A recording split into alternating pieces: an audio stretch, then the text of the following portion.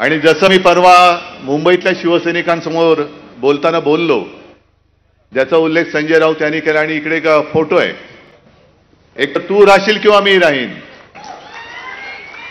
आणि इकडे मला माहित नाही माझ्या पायाशी एक कलिंगड ठेवले. काही जणांना वाटलं मी त्यांना आव्हान दिलं. मी कोणत्याही ढेकणाला आव्हान देत नाही. मी म्हणजे कोण आणि तू म्हणजे कोण हे समजून घेतलं पाहिजे.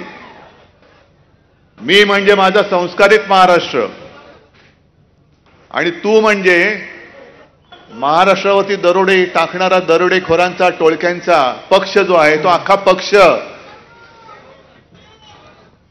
ढेकणाला कधी आव्हान नाही देत. ढेकणं अशी अंगठ्याने चिरडायची असतात.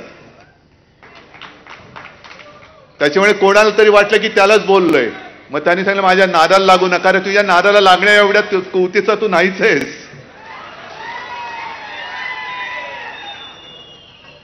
आज बरेच विषय आहेत, बऱ्याच विषयांवरती मार्गदर्शन झालेलं आहे. चला जिंकूया. बोलायला खूप सोपं आहे, पण कसं जिंकायचं आणि कशासाठी जिंकायचं हा महत्वाचा विचार आहे. कसं जिंकायचं हे सांगितलं गेलंय, आणि कशासाठी जिंकायचं याचा अनुभव तुम्हाला सर्वांना येतोय. मी माझं